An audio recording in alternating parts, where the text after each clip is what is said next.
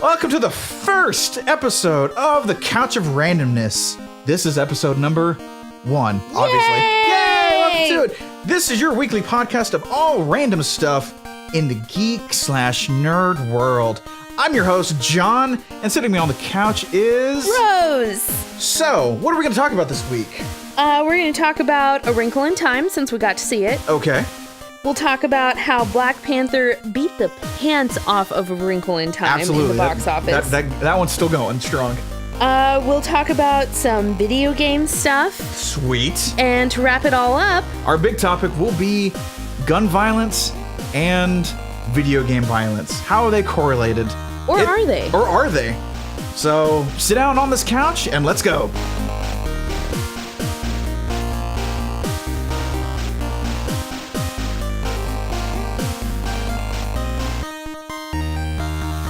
Well, I guess because this is the first podcast of the Couch of Randomness, I guess we need to really talk about what we... Yeah, we should probably do some splaining. Splaining. Yeah, we got some splaining to do for you. A little bit of splaining. To let you know what we actually envision. Is that the right word?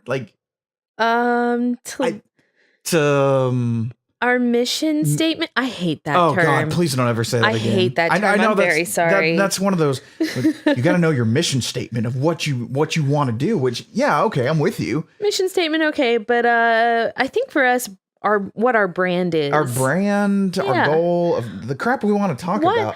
Why do we want to do this podcast, John? Why did we bring back a podcast? Yeah, I mean, that's answer the question. Oh, crap. Okay, yeah, thanks for putting me on That's this how one. I get out of it. Exactly. All right, so really, I think the main reason I wanted to bring back the podcast was we do a Let's Play. Yeah. I mean, go check it out on YouTube, The Geek Level. Daily Let's Play. And it's fun, and I love doing that. And we do a small, quote-unquote, 15-minute podcast. Yeah. But sometimes I just get so angry at the game. It's me watching you play the game. Yeah, and getting all involved in that. Yeah, and that happens, and that's fine. But for safety's sake, let's just say it's a 15-minute podcast, but we record it in bulk. Yeah. So we'll record it a month ahead of when it comes out. So things we'll talk about through that podcast might not be relevant. We can't really talk about the movies that are coming out because by the time that that recording comes out, the movie's been out for 3 weeks. 3 weeks, and it just seems like we're in a society of now. Yeah. And that's not a bad thing per se, but what? Social media has made us a society of now? Jesus, I know it's kind of crazy.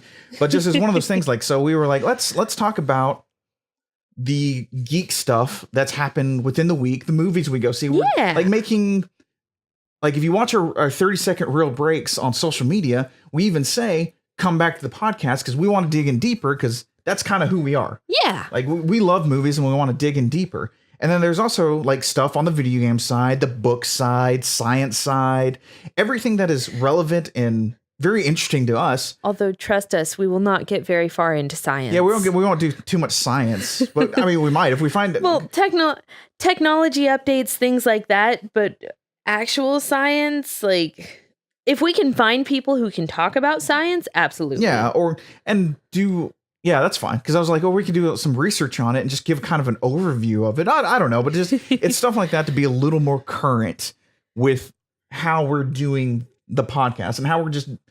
That's what it's not expected, but we wanted to have was just a little more recent, up to date kind of idea of us, if that makes any sense whatsoever. Kind of. What about you? Are you on the same page as me or? Yeah, but less science. Okay, so less science. Sorry, kids. No, we're not going to help you pass your AP. I'm kidding. God knows I can't. No, we will not help with actual science class. But I mean, like I said, technology, interesting things in the science realms, yes. But we will not be able to sit here and explain the science to you. Deep dives of stuff that we like too, because we are geeky, and it might not just be in the realm of movies and video games. Some of it might be stuff that I have a specialty in, or Rose has a specialty in, and that we're geeky about that subject. Yeah. So we'll do it, stuff like that. So hopefully you'll enjoy it. I mean, hell, you can email us at thecouchofrandomness@gmail.com if you have ideas of subjects you want us to talk about, I'm Please, or find us on social medias. I'm Rogue9Rosie on most social media. I'm JohnBox3414 on all social medias. Yeah, actually, I found that was the one that I actually got. I am too. Yeah, I was like, I think. Yeah, I'm Rogue9Rosie. Yeah, exactly. But yeah, or at the geek level. The geek level. Stuff like however that. you want to find us. Yeah, absolutely. So you know what? Screw it. Let's just jump right into our first topic. Okay, what you got? All right. So we went and saw A Wrinkle in Time. And like we said, we put our real bricks out. It's 30, 45 seconds. We review the movie in 30 seconds or less. The whole video is under a minute. Yeah. I mean, because we want it bam, fast, right to you. This is yes or no, pretty much. Or the varying reasons of yes or no. Yeah. And with the podcast, like we were saying, we want to be able to actually more in depth. So let's get more in depth about A Wrinkle in Time. Let's get more in depth about A Wrinkle in Time. Why did you give it a pass and I gave it a #hard pass? Like I remember that I have read the book. I think I might have read it twice. Okay. And I remember being thoroughly confused both times. Which is really hard for you. Like that one blows my mind because you were one of the smartest people I know and you understand a lot. So I'll sit here and like I understand space travel things. I can follow along with time travel. Thank you, Doctor Who. Doctor Who, for me, early on, it was always Star Trek. No, it's true. Good point. I mean, just all kinds of things. I love all the geeky things that like sci-fi, things like that. But A Wrinkle in Time was just hard for me to follow for whatever reason. And you're talking about the book. The book. The book right now. Okay. The book. I never read it. I'll be straight up honest. Like I know a lot of people, like I read this at school and I didn't. Like there's a lot of books that I didn't read. It has a lot of overt Christianity in it. Okay. She was a confirmed Christian, so a lot of that makes her way into her works. Gotcha. Similar to C.S. Lewis and the Chronicles of Narnia. Yeah. There are a lot of parallels. And then his Dark Materials. One of her other books in the quintet, because A Wrinkle in Time is the first book of 5. Oh, geez. Okay. One of the later books I remember reading, I don't remember the name of it. I think it was A Swiftly Tilting Planet. It might have been that one.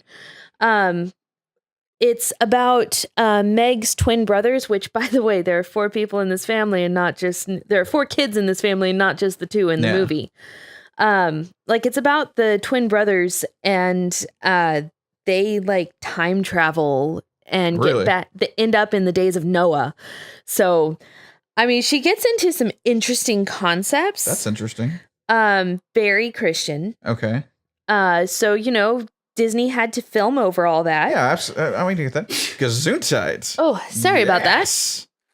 But yeah, like it, just the way that the movie was, I actually read a review that I wholeheartedly agree with. What's that? This movie was very loud about everything. Yes, I agree. Okay. The concepts, the noise, the music, the colors, just, it was very loud. Okay. Before we keep on, I looked up the books real fast. There's A Wrinkle in Time. Mm-hmm. A Swiftly Tilting Planet. Yes. A Wind in the Door. Yeah. An Acceptable Time. That's 4. And Many Waters. Okay. And I think that she even did a couple different series about this family. Okay. Because I did a little bit more research just trying to figure out what some of the differences were from the book to the movie. Yeah. But yeah, just, I don't know. Okay, so here's why I gave it a hard pass. And I will fully say let's start with positive. I liked the acting. The acting was actually pretty good for me. For the kids that were there. Yeah, they did a good job with casting. I believed them. They did a good job with casting the kids. Yes. The misses, I think they kind of missed. The misses were just there. That's how I felt. Yeah, like I didn't have really do anything. I had a real connection. To me, they were a plot device to move the story along. And they were more than that in the book, from what I remember. And I was like, I get what you're trying to do with the misses, but I mean, I need more substance behind them. They didn't spend as much time on them. And then the director, help me with the director. Ava DuVernay. Ava DuVernay. DuVernay. DuVernay. DuVernay. I think that's how it's pronounced. it was not for a lack of trying. You can tell people's hearts were in the right places. I think it was more the script. I do too. Actually, I think the script is where it all fell apart. And she did her best job she could possibly do with what she was given. What she was given. And I don't fault her for anything. I don't think the direction was bad. No. I think all in all, it was the story that left me underwhelmed with a concept that what it was. Because, all right, let's be honest. We're going to spoil some of this. Like, not too much. Not too much, but I'm going to spoil a little bit. Like, the story of it is what really lost me. One, because I had no idea what was going on. Like, from the trailers, it was like, all right, little girl loves her dad. Dad gets lost in the ether of time and space. Which is the plot. Little girl goes, finds dad. That's the overall plot of this. Boiled down, simple. Okay, I can follow that. I'm with you on that one. And as this movie, like, went along, you're like, wait, we're slowly turning away from that plot, from that idea, because I'm all for the little girl finding herself and being comfortable with who she is. But it never really showed how she was awkward. Yeah. It just said, oh, she's awkward. She's awkward. And they blamed it on the dad being... It didn't give us any reason or examples. The only thing they gave was like, her dad was missing. And it's been 3 years? 4 years since her dad went missing. It's time to just accept facts. And I'm like, it's time to accept that he's gone. That's not something I would be okay with telling a kid of 13. So I was just like, that's a little weird to me. But then all of a sudden, the misses show up because of Charles Wallace. I was going to say something else. Who in the book was not adopted, but that's a side note. But it was one of those things like just, I don't understand why all of a sudden just snap, they're there. And I'm like, okay, like it was almost like here's this weird mystery that we're going to throw you in, but we don't give you context behind why this strange Reese Witherspoon character just comes into this life. Yeah. And how... Well, like, even in the book, I don't think that they had very much why they were suddenly there. I think it was more just, it was the right time. Like, the kids were the right age when they could... See, and that would have been perfectly fine. I think that's me interpreting things. Yeah. I haven't read the book in like 10, 15 years. Yeah, and it's one of those things like, in movies, there's a very fine balance of show, don't tell. Yeah. Or tell, don't show, or show, don't tell. There's a very fine like line that you need to walk to do a movie. And I get that. And sometimes you got to sway one way or the other. That way to help the audience along. Yeah. That's perfectly fine. This didn't give that to me. No. Like, it didn't tell me why I like the only why was I love my dad and I need to find him. I still miss my dad. That's something universal we can kind of... I really think that was the only reason. And I'm like, okay, fine. Okay, I'll go along with you. Maybe there's something more. Maybe we'll get behind it. But and then there was just a random switch towards the end, which I don't want to get into. But the way that it switched at the end kind of left me going, what? Well, I mean... we could, it's hard to say though, because I mean, you're right. I want to spoil it a little bit, but it was the underlying story. Let me put it this way. It switched from her main reason being her love of her dad to something else. And that switch to me was weird. It was. Okay, that's a good way to put it. It was really weird and almost like it's so weird they that set it up almost, this other thing and then it was different. Changes the whole story. Yeah. And your perception of that family, minus the mom. The mom was not the mom's not involved in the mom's not involved in that, but like it changes the whole concept of that family. And you're like, wait, I went to this movie expecting this, and then now at the end you just Shyamalan me in a bad way, in the happening way. What? No. And it's just like, I don't understand why you did it that way. Because it doesn't make sense of what you were trying to build. Not really. And I didn't like that. On top of, I hated the CG. Yeah, the CG they were a little too heavy-handed with the CG. I hated that. And I'm like, there were a lot of times when I was just like, so did James Cameron get into this? Exactly. That was actually kind of like George Lucas. Did we just want to like throw stuff in there to show that we could? I mean, it was like really odd on some of that. Like, and some of them, some movies, you're like, yeah, that's CG. You can tell. Some of them, That's fine. You can kind of give that the pass. Yeah. This was CG for the sake of CG. This was, for the sake of CG. And it was almost like, I hate comparing it to this, but it was almost like Henry Cavill's mustache. Like, yeah. I mean, that's how bad the CG was. And I'm like, I understand why they've had to wait so long to do this book properly, because it is just nuts. Yeah, it's but I don't insane. think that Disney should have done it. And I don't even know if we have the right technology yet to have actually done the book correctly. It's a possibility. I mean, well, since Disney's owning everything, Disney would have done it sooner or later anyway. But I think it would have been better as like a Netflix series. See, and I'm with you. I'm starting to look at, and Game of Thrones has ruined this, and Walking Dead has kind of ruined this for me. Netflix I think has ruined this. Yeah, I think book adaptations would be better as an 8 to 12 series. Yeah. You know, concept. An excellent example of that? What's that? A Series of Unfortunate Events. Series of Unfortunate Events. Yes, that has been absolutely awesome. It's been pretty close to the source material. From what we can remember. And I agree with you. I think I would, if we ever wrote a book and it got big and people wanted to option the rights, I would first go to Netflix. Be like, do you want this? Because you can do it right. Let us help write it, but we get to tell the story we want to tell. Yeah. I.e., like why I know we didn't write this down for the podcast, why I'm actually kind of excited for his Dark Materials. Oh yeah, that's coming to Netflix, right? BBC's doing it. Yeah, BBC does some good stuff. And they're doing an 8-episode arc. And I'm like, you know what? That will work. Yeah. I'm completely okay with that. But I'm with you. Just The Wrinkle of Time, there's so many plot holes, and the misses were just like, I'm here, I'm gonna fix this plot hole, and we're gonna continue on. But you're like, that's a big plot hole. We can't just let that go and expect it all to like tie off at the end. Yeah. So overall, I can definitely understand why Black Panther actually beat A Wrinkle in Time. Oh yeah, absolutely. At the box office. But I mean, Black Panther's been out for what, 3-4 weeks now? 3 or 4 weeks. I think the last time I read, because I was doing a little research this morning, it was like 24 days. And what's kind of cool, and good transition, by the way, because I'm going to call it out, is Black Panther just crossed $1 billion worldwide market. Jeez. Which is... Yeah, it's been almost a month. It came out February 15th. February 16th. And yeah, it's been almost a month. It's been fantastic. And it's awesome. I loved that movie. It was so good.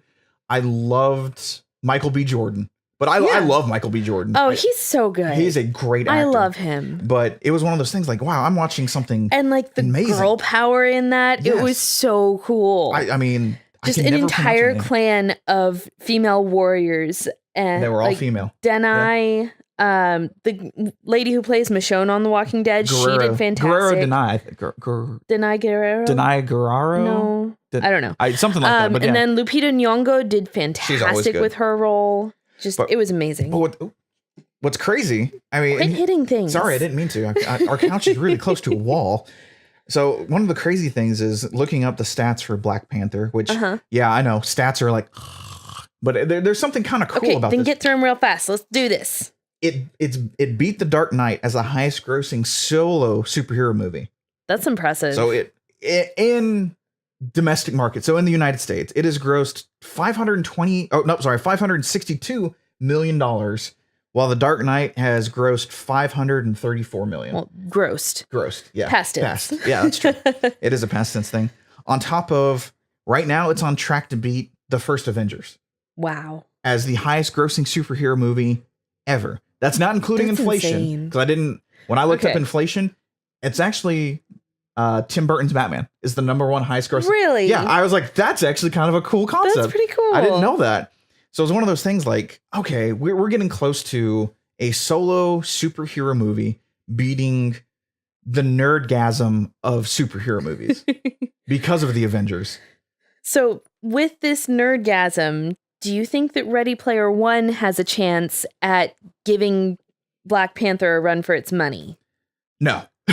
I don't either, honestly. I'm going to say absolutely not. Because that's our next big, nerdy, big-esque movie coming out. Well, I mean, we've got Tomb Raider this week. Oh, God. Tune into our Real Break review on that one. Yeah. I will, like right now, I will say I am excited because I love the rebooted franchise of the games. video game. The video games. That is one of the only games, as weird as it sounds, minus what we do on Couchcapades, that is one of the only games I have personally went back and played twice. Yeah. And I think I 100%ed it the second time. Wow.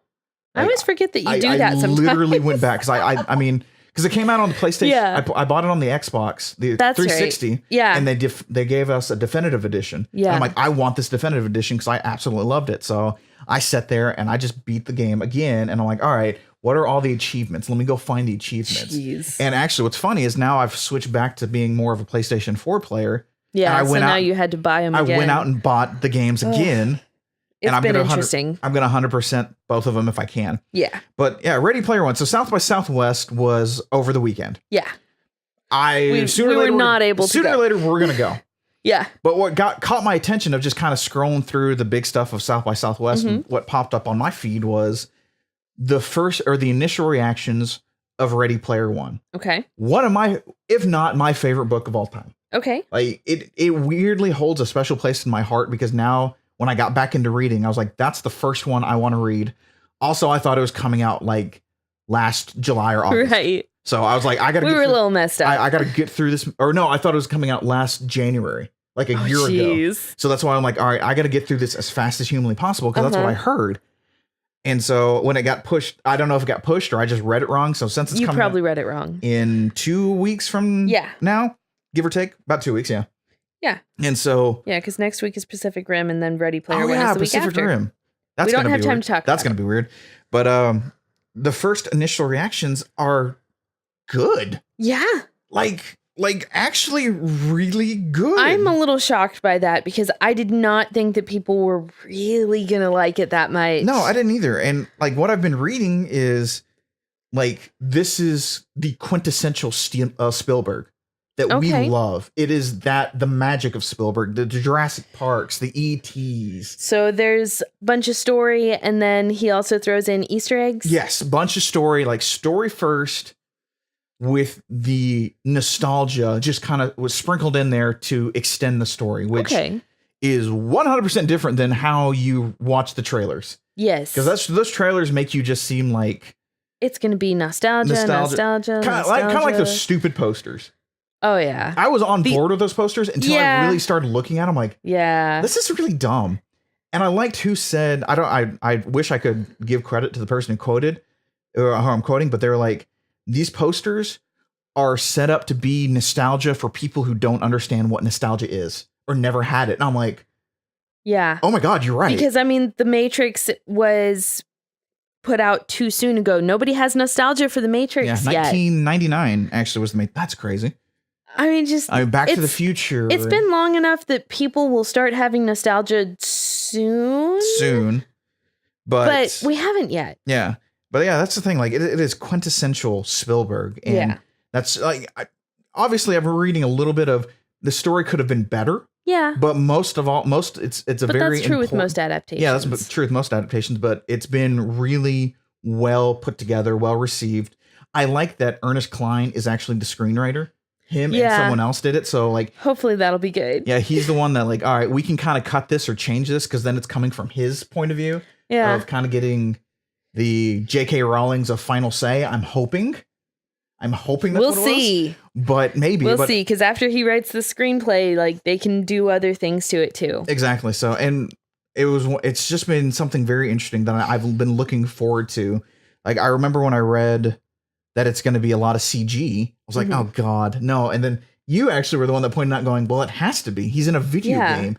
And I don't know why I didn't think about. He's in VR. He's in VR pretty much. And I'm like, oh. You're right. I think that's why the posters are so bad because they're just like, oh, well, this is VR. So let's just make it bad Photoshop. And that's exactly what it looks like. It looks like bad Photoshop. And I'm like, it looks like I did it. Because let's be honest, my Photoshop skills are not that good. They've gotten better. But my Photoshop skills are not that good. Yeah, that's true. Like, it looks like they just took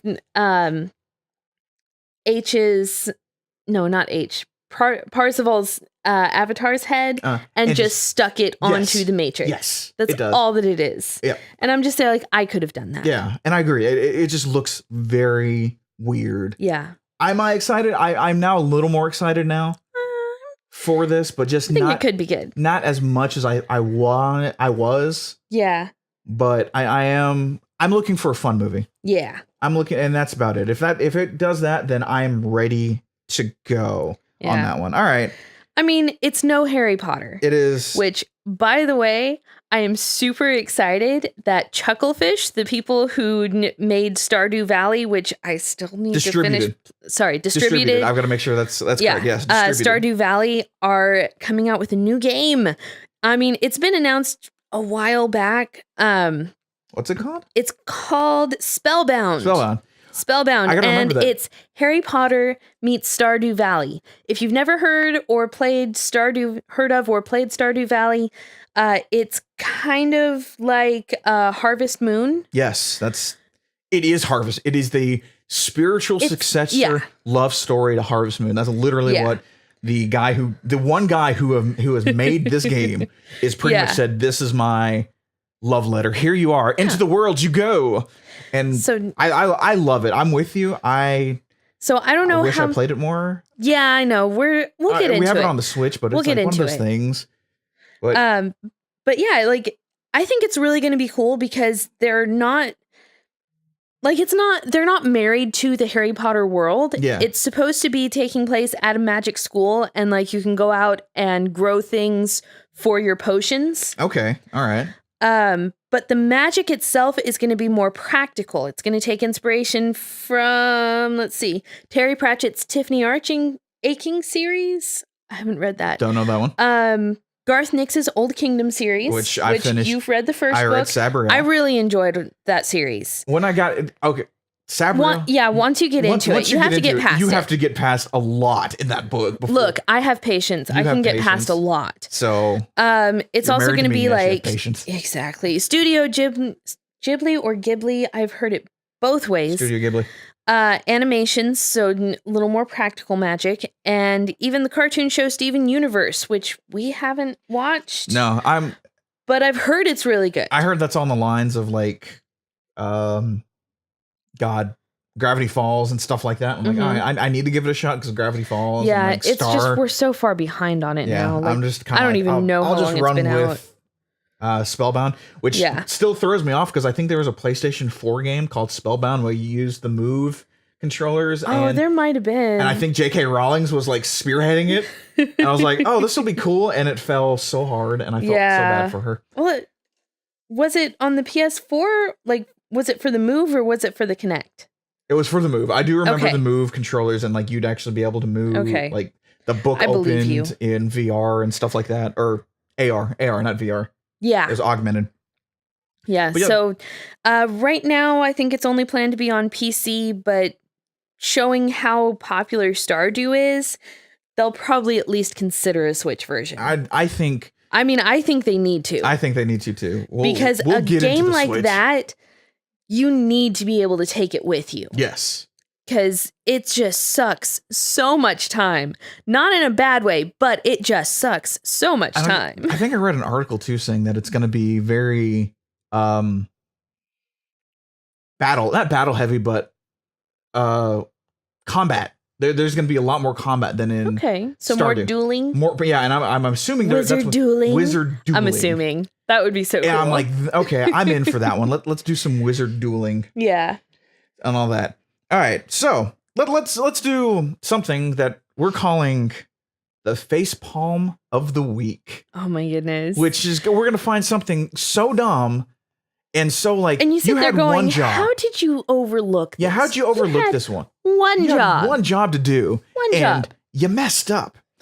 Yeah. I'm looking at you, Dan. I'm assuming your name's Dan. I don't know. Whatever. So our facepalm of the week is the Oculus Rift bricked on Wednesday. Yeah, just it would not work. I don't even know. I'm not sure what percentage of people this affected, but it sounds like it was almost everybody. It sounds like it was almost all of them. And it was and it was down for like 24 hours. You want to tell us why? Yes, it was down for 24 hours. So Oculus, and let's be honest, Facebook, because Facebook owns Oculus. Right. Forgot to renew a certificate. Uh-huh.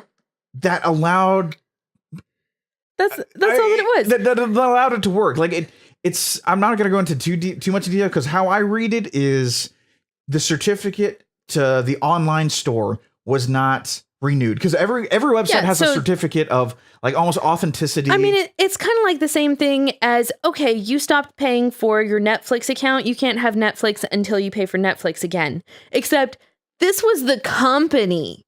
It wasn't just you personally not paying for a service. This was the company didn't pay for the service for their entire thing. Oh yeah, the certificate for the Oculus runtime service expired on Wednesday. That's what it was. I'm looking at the article right now, and it affected all users. Yeah. And it took them 24 hours to get it back up. To pay for it and get it back up. See, whatever they decided to do. It kept on saying can't reach Oculus runtime services. That's so funny to me. Like in the runtime services certificate, now that I'm reading it, that's actually the program. Yeah. That is actually the program that you download on your computer for it to run. Kind of like the OS for Oculus. Pretty much. In a weird way, yes. That's probably the simplest way to put it. Is that I know it's oversimplified. The OS for Oculus going, hey, all right, you're turning me on and let's boot up. Oh, I'm sorry. We can't boot up because of this. An error. And sucks to be you. See you later. Yep. And you're just like, really? Just really? You didn't renew this one certificate? Really? You had one job. One job that you could put it on your Google Calendar, your Apple Calendar. Yeah. Just anything going, check renewal license services. Yeah. Oh, dang. I had to. Oh God. We really messed up. So there's our facepalm of the week. Oh, my God. Good. Congratulations to the $15 that you got if you have an Oculus Rift as an apology that you couldn't play for one day. I mean, at least they gave an apology and some kind of store credit. That's better than a lot of people would do. Okay, Rose. Okay. So talk to me about this because I have so many issues with what we're about to talk about. Okay, so there has been an update. Well, not really an update. There has been a job posting for the Final Fantasy VII Remake, which I am still playing the original Final Fantasy for I've never played first time. Remember, my handle on my Twitter account is @JohnBox3414. I have not played Final Fantasy VII. You haven't played any of the Final Fantasies? No, I've never played a Final Fantasy before in my life. It was at You're the not time, really into RPGs. I'm not really into RPGs. I'm still trying to find my RPG. Yeah, so you'll get there. We'll get on that one. But so they announced. So they announced a new job, which they're looking for level designers. So why? To improve the game. No, this is what's in their thing. They're looking for level designers to help improve the game. You do not have to be familiar with the original Final Fantasy VII. Okay. They're looking for people who can look at it and be like, hey, why don't we change this? Or why don't we add that? We have a couple trailers out now for Final Fantasy VII. They have updated the look of Cloud since the last trailer. I mean, it's been a while. I mean, hold on. Okay. And we have no idea what the updated look is because it was only released to one room of people at, I think it was a Square Enix or a Final Fantasy event, and it hasn't been released to the general public. The Final Fantasy 30th anniversary. I'm looking at the 30th article, anniversary. Just double checking everything. That's what I thought. Yeah, the 30th anniversary, and it's like the highlights for the job listing: recruit core members for the project. Yeah. I'm sorry. What? So basically, I think the article is saying that most of the stuff is done, but they're looking to tweak things. And my guess is there are some kind of issues with later in the game. I don't know if this is still supposed to be episodic. I've seen a couple conflicting things about it. Yeah. But originally this was going to be an episodic game. So I'm just like, okay, I see where something from the beginning could mess up something in episode 5. Yeah. Okay. Yeah, you have to address that. But this it was announced in 2015. The remake was announced in 2015. And I don't remember if it was E3 or PS. It was E3. It was E3. Okay. I already looked. And I'm like, this is 2015, or that was 2015. This is 2018. And we still don't have a release date. We don't have a release date. Let's be honest. And this happens with so many games. I'm impressed. So far, I'm impressed that Square Enix is still saying, Kingdom Hearts 3 is coming out in 2018. Oh, by the way, the middle part of that game is only 60% done. I'm saying just there, right like, now, we're not getting that it. game Like, is not coming out in 2018. It's split into 3 parts. The first part is like 90% done. The second part is like 60% done. And I have no idea about the third part. Yeah, we are not getting Kingdom Hearts 3, but I don't Final think Fantasy so, not 7. this year. Let's remake this. Let's talk about this just real fast. Is why tell me in 2015, which I'm actually kind of excited to play this because since I didn't play the first one, I want to be the demographic of I never played it. I want to play this one and talk to you about you being the person. What are some of the differences? What are some of the differences? What'd you think? Which one did you like better? I was like, that's going to be cool. Now I'm just like, my God, I might as well just play the original Final Fantasy. Because You're going to have time. I'm going to have time until in between all of your other 100-hour games. On top of I don't think this game's coming for the PlayStation 4. See, I don't know. I don't think PlayStation is ready to go to PlayStation 5 yet. So I'm not going to touch that one just yet. It's just interesting. Like, I do have a theory of why games get announced so early. Okay, talk to me. It's so that the publisher, developer, whoever has control of, yes, we're doing this. Instead of, we have these leaks, we have those leaks. We can't actually say what game this job listing is for. Like, it kind of simplifies things. Okay. My problem is how much they hype it up. Okay. You know what? Actually, that's a pretty good idea because that way, if I'm giving you a game and I'm not... I mean, if you tell me, okay, we're working on these games, forget about them. Yeah. Forget about them for like 5 years. Yeah. The original Final Fantasy was made in like 3 years. Okay. I did a little bit of digging. It sounds like it was made in about 3 years. Sorry, Final Fantasy 7, the original one. Okay. I was about to go, wow, it took 3. Sorry. Well, I guess in theory, that was like the NES one could have taken 3 years, but okay, so you mean 7.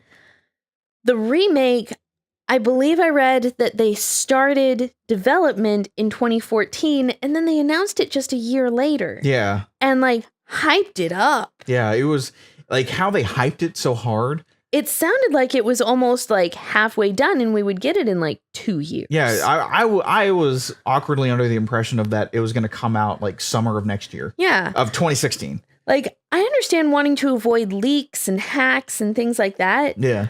But I really, like, I want to know how Nintendo does it where they don't let us know about games until it's about within a year, possibly maybe 2 years. Yeah.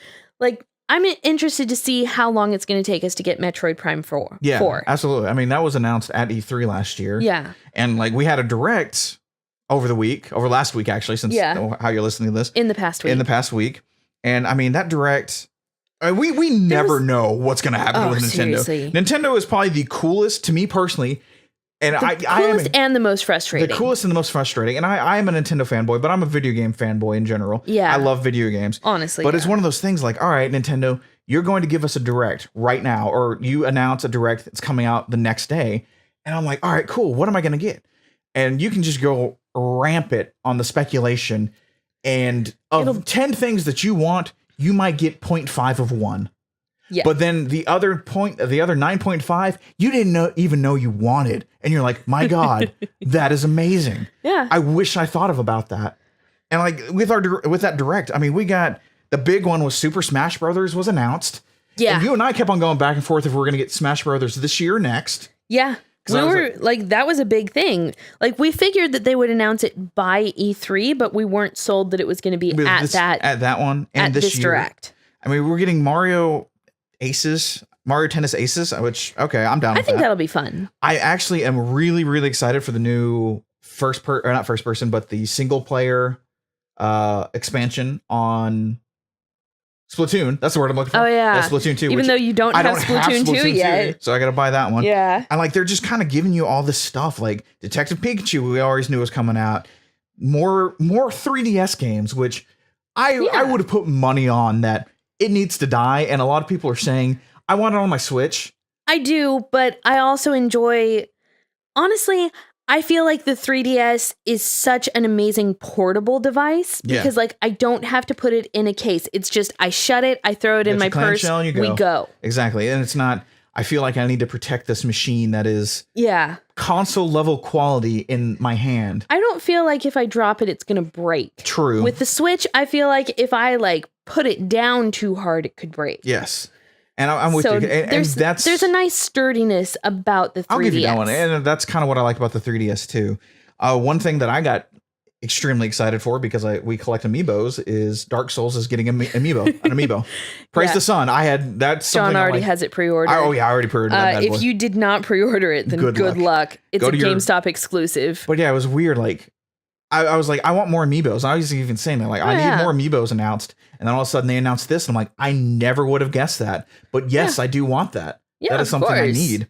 And then one of my favorite Wii U games, it actually is one of my favorite Wii U games, is getting ported, which, the Switch is kind of becoming a port machine, but I think it's a good idea because the Switch is the fastest selling console in US history.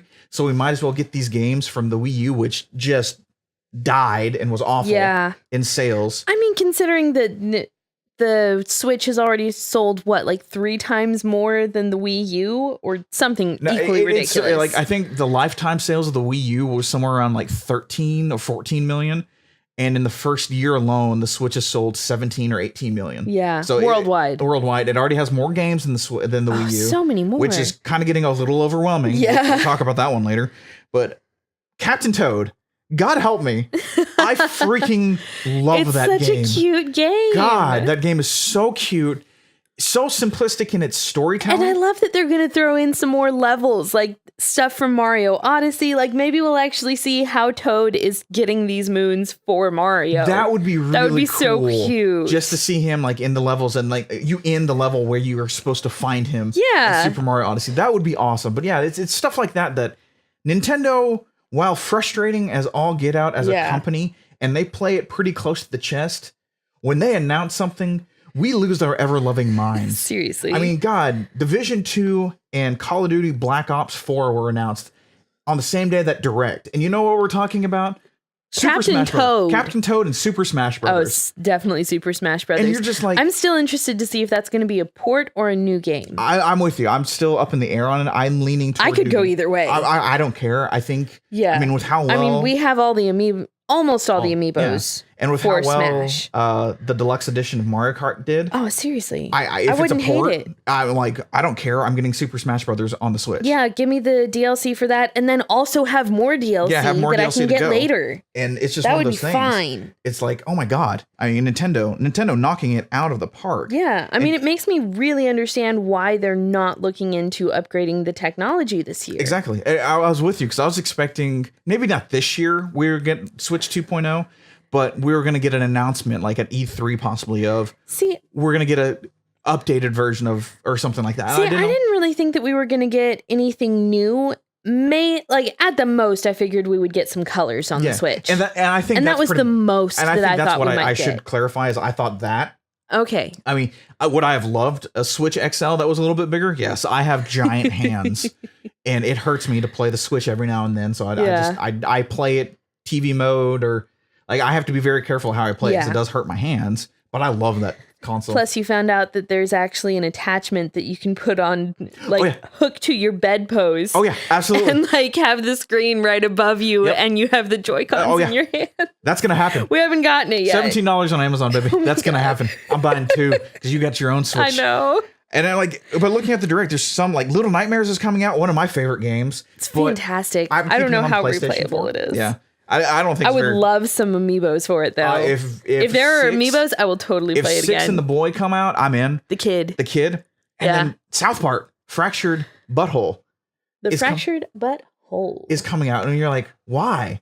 But why not? Yeah. I mean, this thing is selling, and as a publisher and a developer, you're pretty much stupid. You can't ignore it now. You have to put your games on there to get people to play your games. And I'm like, this is probably the best turnaround in probably video game history. Probably. From the Switch or the Wii U to the Switch. And it's absolutely fantastic. And it's just, games are coming. Even games like teen and mature, like Wolfenstein is coming to the Switch this year. Doom is already on the Switch. Doom is on the Switch this year. Or Doom is on the Switch. It came out last year. I'm sorry. But yeah, it's stuff like that. And you're like, you can't ignore this thing. Yeah. But it's insane. Weird transition. Let's talk about some violent video games. let's talk about violence in video games. Speaking of Doom and Dark Souls. Well, Dark Souls is a little, it is pretty. Dark Souls is violent. And like Wolfenstein and stuff like that.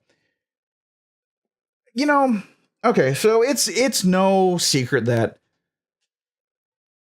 video game violence is apparent. I'm trying to figure out how rampant. Rampant, yes. There's a lot of games that are violent in video games, and over the week there's a ton of them. There are almost always has been. There's always been. Since Nintendo and Sega started battling, and like we got Night Trap and Mortal Kombat and everything else. People have been concerned about violent video games. Exactly. And this is going to be our big topic for the rest of the episode, is just because it's been brought up again. It's always kind of there. Oh, it's always hovering right there. It's always hovering, but with President Trump saying he wants to have or had a sit down with people from the video game industry, it's kind of become a mainstream thing again. And so, full disclosure, I went in and I dove hard and deep. As hard as you could. As hard as I could into reading research papers, psychologists, everything that's involved, as much as I could find, involved with video game violence. And I'm trying to figure out how the best way to present this without pissing everyone off. On the flip side, I'm going to piss a lot of people off with what I'm about to say. Like, that's the thing. We're not trying to take a political side. No, I am not. I'm not trying to take a political side. I'm not going to take a political side. I'm going to take a common sense side. As common sense as I possibly can. Yeah. So let's talk about video games and like violence and how how people are trying to connect it to gun violence. Okay. And so it's very weird. Like going in, you have people's opinions, and obviously this is my opinion. On that one, this is my opinion. I've done my research and trying to get my opinion based in fact as much as possible. But there are some things that I fully accept you can't do. And so let's talk about that in the sense of, and I'm going to disclose this too. I have a gun. I do. I own a gun. Yeah. The main reason it's locked up. It is locked up, and I will be absolutely honest right now. I don't even have any ammunition for it. I have not bought any ammunition for it because I'm just like, we don't go to the range. I don't go shooting very much. And the main reason I got a gun was to connect with my father-in-law. Yeah. I mean, it was weird. Like when I met Rose, God, 10 years ago now. Yeah. Like it was one of those things. Like I always came in. I was the jock. I played baseball. Yeah. And that's usually good for a dad, and we can talk about sports. Not my dad. Not her dad. My God. My dad. I love him to death. And I'm like, when I realized, oh crap, my usual play will not work. I needed to figure something out. And he was interested in guns. And I'm like, you know what? Okay, I will learn a little about guns. That way I can carry a conversation. It was also something that has brought you and your dad closer because he was in the military. He was in the military, and my dad finally bought a gun. Yeah, your mom finally let him. My mom hates guns, and with reason. I mean, whatever you believe in guns, that's your thing. I'm not going to say yes or no. No, but not trying to say you need a gun or not. Yeah, my dad and I have gone shooting, but I go maybe 2 or 3 times a year. Yeah, and it's not very often. And I'm like, I kind of bought this thing for some stupid reason, just to have a connection with my father-in-law. Yeah, but it's one of those things. Like now, it's coming up everywhere, and these violent video games, i.e., Doom, Wolfenstein, and other games of that nature, Call of Duty, are being looked at as the reason why we have gun violence. And I have to make sure I say gun violence. Yeah. Looking at this research, it is how the keywords and how the terms are played out. Gun violence. When I was in college, I was a psychology major. So these research papers, I look and read how they say the words.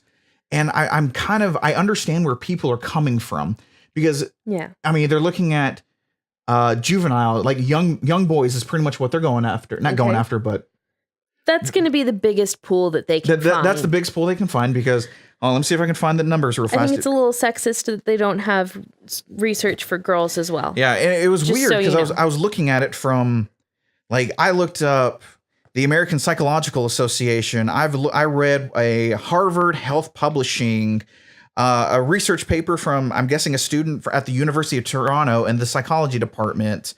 NPR, and I went down like, I don't even know, Bloomberg Technology. I tried to find like for the most part, you tried to find the actual research and not just the articles reporting on the research. Exactly.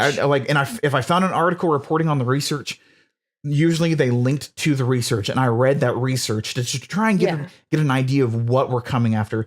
And I also read a couple people's opinions on it, because some people bring up valid points.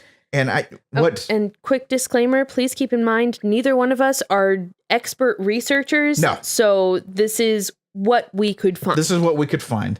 And so let's talk about how the research that I've found says there is no direct link or correlation to kids playing violent video games and gun violence. There's nothing that puts those two together. That's so crazy. And it is, because I'm like, looking at it from, we're not parents, but looking at it from, I know people in the education job. We know a lot of people in the education field. Thank you. And we also know a lot of parents. We know a lot of parents, and as a parent, yes, you want to protect your kid, and you see this stuff happening, and you're like, what is going on? It's got to be the video games, because what else could it be? And we said this earlier in this podcast, and I distinctly, purposely did that, because we are a society of here and now. Yeah. Social media. Let's get this now. So we need a Band-Aid fix. And that's what one of the main things I read was, a lot of this is governments, and we need to kind of help the constituents and calm the fears of people by saying it's video games. And not just video games, but movies and TV. We've desensitized kids to violence, which I did not find I did not find a paper saying that is plausible, but I will actually say, okay, you know what? I can actually see that being a plausible concept. Okay, to get my personal perspective, I was not allowed to watch a lot of violent things when I was a child. Yeah. Now I'm fine with war movies as much as I can be. Yeah. I'm fine with The Walking Dead. But like, even with all of these things that I watch on TV, there are still certain things that I will not watch. Sure. Like, I'll shut my eyes or whatever else. Yeah, absolutely. So I have become slightly desensitized, but then like somebody gets hurt in real life and I'm just like, oh no, get a Band-Aid on that. I don't want to see it. Yeah. And it's stuff like that. Like I mean, is it just because I know the difference between what's real and what's fake? See, and that's where I like, when I was researching this, I'm going to use me as the example, because through all this research, it is saying, and I will admit, I found one paper, and it is the American Psychological Association. Mm-hmm. The APA review confirms a link between playing violent video games and aggression. Okay, so what's the difference between aggression and violence? Well, okay. I have the dictionary. I thought I had the dictionary. There it is. Okay. Aggression. And I was like, let me get a proper definition. Dictionary.com. Take it or leave it. Okay. The action, aggression, is defined as the action of a state in violating by force the right of another state, particularly its territorial rights, an unprovoked offensive attack, invasion, or the like. An offensive action, attack, or procedure, an ironclad or an encroachment, the practice of making assault or attacks, offensive action in general. And usually aggression. So it's an offensive action. It's something that you do to someone. No, just in general. I tried to make sure like some of it, aggression can be towards someone or to no one. Okay, so just like being aggressive. Aggressive. And I was thinking about that going, my God, like, go listen to us play Cuphead. Go listen to me play Cuphead. Goodness. I get angry. Or get into a match of Mario Kart with me. I will start yelling at you, especially if you're Toad. But it is one of those things like, I think we need to learn to define things a little bit better, because gun violence and violent video games, no connection. There's an article, I think you sent it to me, like 80% of gun violence, school shootings, they didn't play video games. Like, they showed no interest in video games. I read one article, and I don't remember which article or which shooting it was, but like his journal stated that he got better from Call of Duty. Okay, that's fine. There's a link. There's a link there, but most of them were they didn't like video games. It's always like video games seclude people, while other articles I read, other research papers say video games have actually helped with aggression in the sense of taking it out on the game, being more inclusive with friends online. And there's a lot of gray area when it comes to this concept. And I found that very interesting that we're using this whole idea of mass shootings, gun violence, and school shootings, and we're using video games and media, something that we can't really do good, in my opinion, good research on. Because it's difficult. It's difficult because it's such a new medium. It's a new medium. And I said earlier that it's a new medium, and I read a article by a student, I'm guessing a student from Toronto University of Toronto. I read his whole research, and he said all of it is flawed because we can't track someone at 5, or like multiple subjects at 5, and them progressing through life, getting older, playing games, and what that does. It is almost legally impossible to do that. Really? Because I've been in a study since I was like 9. Well, no, I'm talking about, all right, at 5 years old, and let's use now games, at 5 years old, I'm giving you Wolfenstein 2. Oh, okay. You can't, it would be it's also hard to figure out the psyche at 5 years old. Like, they can't express themselves the same way. 100%. And that's where I'm like, you can't use this as the Band-Aid because we're not going to get anywhere. I believe gun violence, shootings, they're too much. And we need to figure out what is the actual problem, not the Band-Aid problem. Yeah. And I'm looking at it from my point of view. I played video games. My first memory of playing video games, and you're going to laugh at this one. I'm sure I will. Was when I was 4 or 5, when I got my Nintendo. Mm-hmm. The first level I remember playing is World 1, 2, and it's the water level. That's the first. Goodness. Yeah, I remember getting the water. Your water levels. That is my first level, and I hate them so much. Yeah, that's the first one. Even though you're always awful at the fire levels. Yep, but it's the water level, and I'm looking at me, and I'm like, all right, I played Grand Theft Auto, which that's one of the trigger games that one of them, yeah. Like you get like rewarded for violence and stuff like that, and a lot of the research papers that I read, and the psychologists and the researchers doing this saying there's no like definition of if you play a game where you're rewarded of violence, you play a game where violence is deterred and you get like X'd or punished for violence, and there's no violence at all. And which is hilarious to me because apparently you can play Grand Theft Auto without breaking any rules. Yeah, you can play that whole game being a law-abiding citizen. So that brings up the question, what is it about us as humans that makes us go, let me not follow any rules? Yeah, exactly. Humans in general. And what is it about us in the United States? Yeah. Because these games are worldwide. These movies and TV shows, well, maybe not TV shows because BBC, it's a little different, but these movies we're watching BBC. We're watching BBC, but there's other like channels we don't see, but true. Like we're seeing all this. We have access to everything. Yeah. All we have to do is find it. What makes it here? What makes it different in the US? What makes it different here in the US? And I think that's what we need to like look into and address. Because like I was saying, I played violent video games, but you know what I also remember? What's that? I remember my parents sitting down with me. Like they would watch me play a video game, and they're like, hold on, wait, stop, pause, John, and literally make me stop playing the game and sat down with me and like, all right, you know, this is fantasy. You know, this is not how you are supposed to act. And I'm like, well yeah, it's a fantasy world. It's make believe. And they're like, you know that if you ever acted like that, you would be punished severely. And I'm like, yeah, of course. Like they kind of like scared me a little bit, but they stressed. I can see your parents scaring you. Yeah, they scared me a little bit. That. They stressed the importance of it. And if we're gonna look at a Band-Aid, if that's what we want, remember my Twitter, just at Twitter, I'm JohnBox3414. It's the parents' fault. I'm gonna say it right now. It is the parents' fault. And there's other landing of them kids playing video games. Let me stress that one. Okay. Of young children in that impressionable years. Because I mean, you worked at GameStop. Oh yeah. And you had the little kids who come in and they're just, I want Call of Duty. Yeah, I want Call of Duty. Mom and dad come in because they have to. Yeah, we had the policy of, hey mom, this game is rated M for gratuitous violence, sexual undertones, language, blood, alcohol, all these other things, all this other stuff. Are you okay with little Johnny, who is 7, playing this game? And mom and dad are usually on a phone texting. are going, yeah, that's fine. It's not like they haven't seen it before.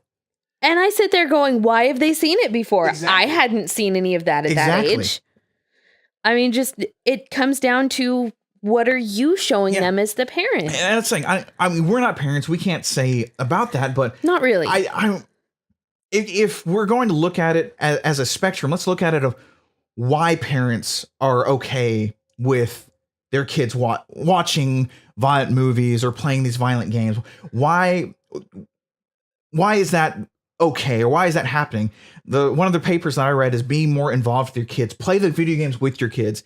A lot of kids now have TVs in their room, have their own computers. Okay, that's fine, but why don't you have it in a common room, like the front room? Yeah, leave it in the common room, or don't get your kid a lock and be able to go into their room at any time. And be able to like talk to them or to sit down and stress the importance. Yes, there were more underlying factors of all of these unfortunate events that happened with these mass shootings. Yeah. Most of them involve depression, mental illness, psychology, like the psychology of the person, which we don't want to get into. No, I'm not touching that one. I could, but I'm not. But I'm looking at it from what can we do in the state of what we're blaming. And while video games, are easy to blame. They're super easy to blame. And you can be impressioned by video games. Yeah. You can put something in there and you can be impressioned by it. I think at the end of the day, we have to ask why they're playing the games, not what can come from the game. Well, ask what can come from that game. But the first question of why did mom or dad let the kid play the game? Yeah. And I think will we help a lot? Maybe. I can't say yes or no, but I think there needs to be more active role in that one. And it blows my mind that no, I'm a parent, but it's the video game's fault. I'm putting a lawsuit on the video game companies, which all lawsuits have been thrown out because you're responsible for my child's death. But why aren't we looking at the parents who let their kids play games? And if you have a concern with it, you're a parent. Don't let them play the game. Yeah. Which there's no correlation between the game and gun violence. But if you're really concerned about it, which I know some parents who, no, they don't get to play those kind of games. Hell, I know some parents who took YouTube away because of Logan Paul. I talked to parents. I don't blame them. And I'm like, I don't blame you for that one freaking bit because that was stupid. But it's just stuff like that. Like, it's the parent's responsibility. Yeah. And with blaming video games, personally to me, you are taking the responsibility of being a parent out of your hands. And what kind of person does that make you? I mean, yeah. Good point. Again, John Box 341 come at me. Come at. Let's have a good discussion on that one. Yeah. So continue the conversation with John on Twitter. Yeah, and that's the thing. It's just one of those things. Like I think we need better research. I think we need more defined parameters, and I think the parents need to be also the ones to be looked at of why. Yeah. It would just make let's just cover all the bases instead of just going after one. Let's go after them all. Yeah. So I guess that brings us to the end of our first podcast. Yeah. So leave us a review on whatever you're listening to this on. Absolutely. You have our social media contacts. Absolutely. Yeah. I am Rogue9 Rosie.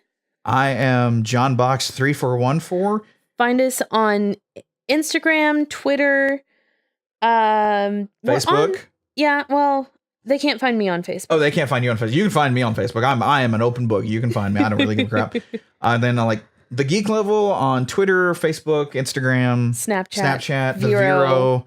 We'll see how long Vero sticks around. Yeah, that we might have to do a podcast about Vero and how that works and all that stuff.